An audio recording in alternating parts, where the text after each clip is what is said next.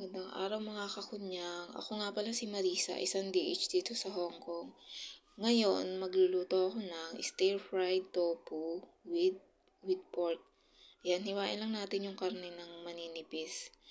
And then, after hiwain, i-marinate natin siya sa konting light soy sauce. Tsaka sa dark soy sauce. Para magkakulay naman yung lulutuin natin. Kasi diba tofu yun. Ayan, halo-haluin lang natin and then i-set aside natin.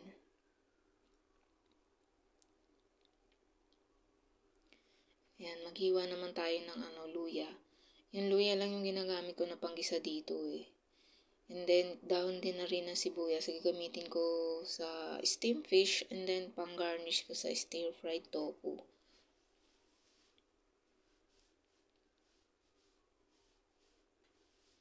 Ayan, pagkatapos hiwain, set aside din natin. And then, ito namang tofu yung hiwain natin. Punasan lang natin para matuyo. Bali, hiwain ko lang siya ng square-square. So, yung isang tofu na yan, 4 kami maghahati. 3 sila amo, 3 sila, and then, ako. Ayan. And then, pagkatapos hiwain, set aside natin.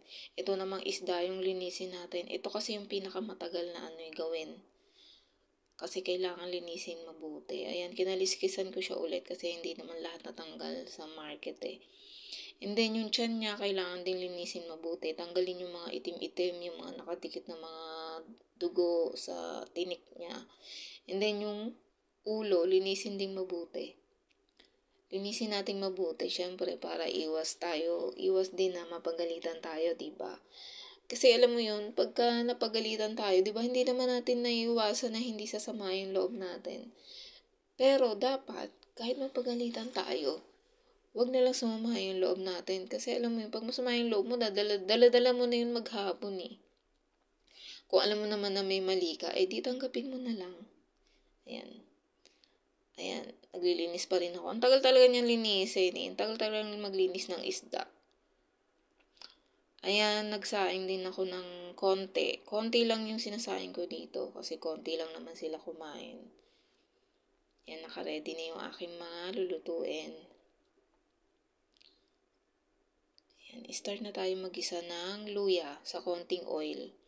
Konting oil lang kasi ayaw naman din nila ng ma-oil na pagkain. Ayan. Halo-halo lang natin and then lagay na natin ang karne. So, ayan. So, yung karne, iintayin lang natin siya mag-turn brown. Ayan, halo-halo.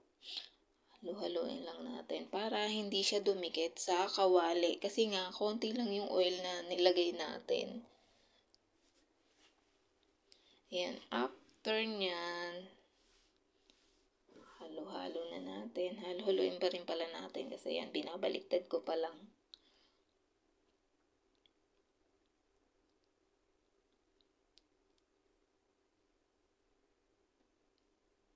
Ayan, after nyan, nilagyan ko rin siya nung heavy, yung pinatuyo na hipon.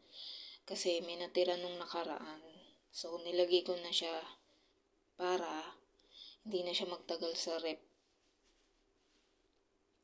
Ayan, halo-halo na naman. And then, lalagyan ko din siya ng, nagtunaw ako ng konting cornstarch sa konting tubig din. So, ayan, nilagay na natin. Yan na yung, para, maluto yung karne. Hindi ko muna nilagay yung tofu kasi baka madurog eh. Ayan, okay na. So, pwede ko na ilagay yung tofu. Ayan. So, hindi ko rin siya hinalo-halo kasi baka madurog eh. Pangit kasi pag durog yung tofu. Malambot lang kasi itong tofu na to. Hindi to yung tofu na, na matigas. Konting halo-halo lang. Ayan. And then, nilagay ko na din yung dahon ng sibuyas for garnish. So, malapit na yan. Malapit na maluto yan. And, jarang! Luto na siya. Ayan, okay na. So, mag-plating na tayo para sa kanila. And then, after nyan, dyan na din ako, nag-iiwan na din ako ng para sa akin dyan. Alaw naman akong kumuha na kagad after ng luto ko. Kasi sa iba, yung amo pa nila yung maglalagay sa plato nila. So, ako naman hindi. Ayan. Ayan na.